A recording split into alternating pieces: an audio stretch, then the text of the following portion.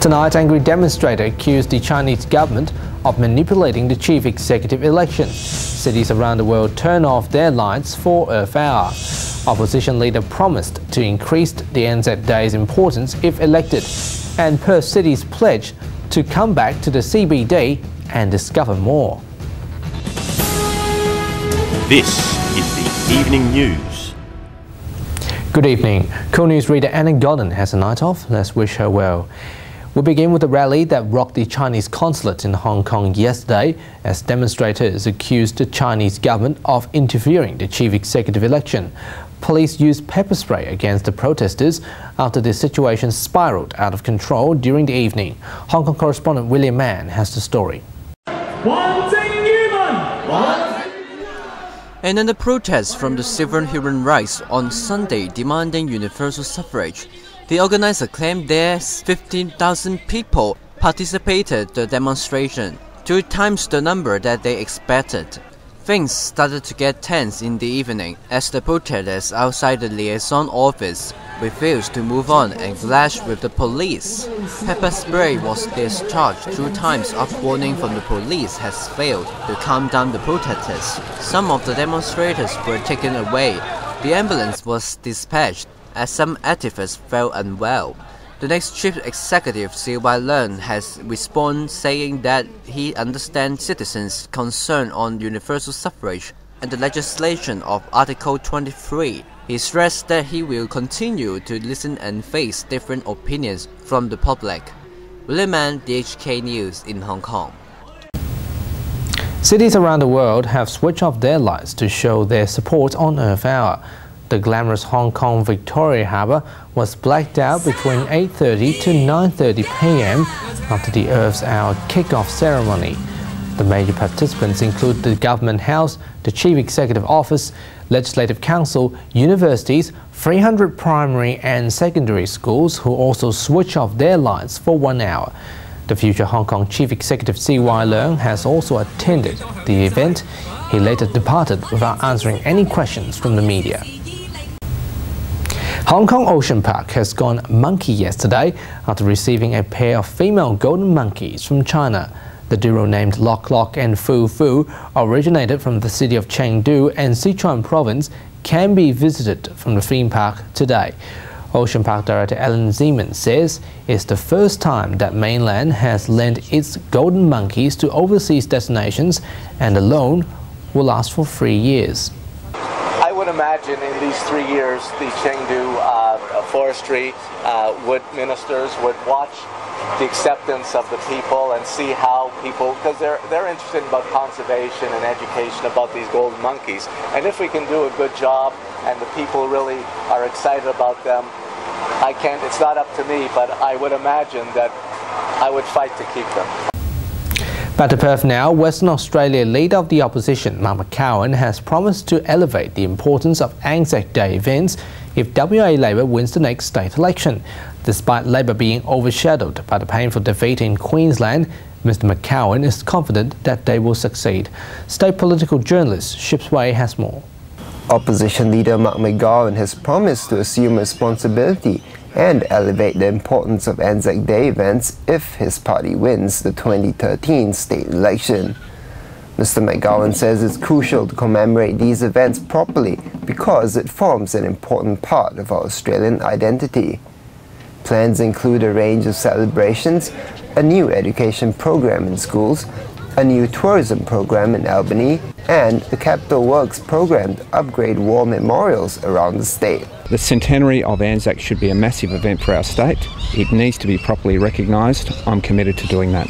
When asked about WA Labor's chances in the next state election despite its massive defeat in Queensland, Mr McGowan remains confident, reminding the public of Labor's record in Queensland over the last 20 years, winning 8 of the last 9 elections. My view is we can win, but we're the underdogs and we need to make every post a winner. Shibs, DHK News.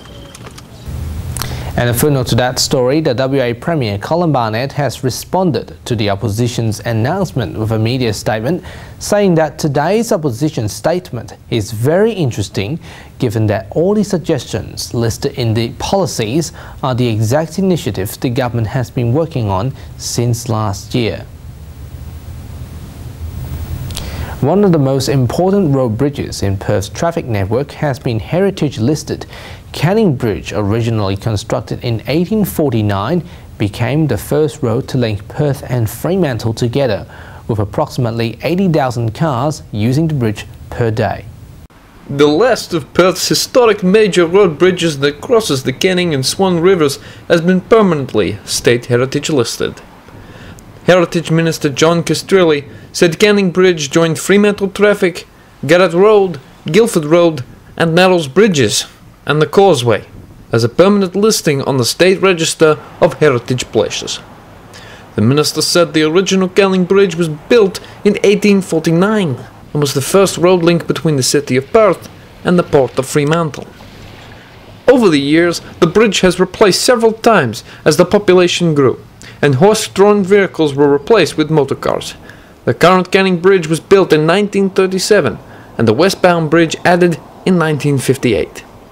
Canning Bridge became internationally recognized as the finish point for rowing events at the 1962 British Empire and Commonwealth Games, and up until 2009 was also the finishing mark for the annual Head of the River rowing event. Joe Corr, BHK News. Perth CBD is now undergoing huge transformation with new attractions and construction projects. The City of Perth has created a new advertising campaign trying to positively promote the CBD's ability for tourism, entertainment, you name it, they got it. I was once in the shadows, maybe a bit unsure of what I wanted to be. But the thing is, I'm changing. The advertisement will reach up to 1.4 million free-to-air TV audiences in Western Australia in the first 4 weeks of screening, including the launching of radio and press advertisements. Perth City Councillor Elena Evangel told DHK News that the council has spent over $1 million on the campaign so far, but believe it's an investment very well spent. We invest directly in our retailers, so it's up to us, it's our responsibility as the City of Perth to make sure that people keep coming back to the city to enjoy all the experiences. And when we're competing with major suburban shopping centres that are opening, it's a very competitive market. And also we've got the internet too that's eating into the the fashion and retail sectors. So we really need to make coming into the city a tremendous experience for families and for everybody. Well-known photographers including Josh Owens, Dustin Kukuk have used time-lapse photography featuring the city's transformation, urging everyone to come back and discover more of Perth City. Timothy Seow, DHK News. Changing pace now, and here's Shibs with evening sports. Hi guys, in sports this week, Manchester City slipped up and could only manage a 3-3 home draw against Sunderland, tipping the title race in favour of rivals Manchester United. Man City now has 71 points. In other matches, Arsenal's 7-game winning league run came to an abrupt halt when they suffered a surprising 2-1 defeat at Queen's Park Rangers, while Chelsea maintained their push for a Champions League spot with a 4-2 victory at Aston Villa. At the other end of the table, Wolves look set to be relegated following their 7th successive home defeat against Bolton. They lost 3-2. And that's all the sports I have for you this week. See you next week. Thanks, Shibs. Before we leave you, a reminder that you can join us on our Facebook page at the link below for all the latest news in Chinese and English. You're also welcome to join my Facebook if you want. On behalf of Godden and me, that's how the world looks tonight. Good evening.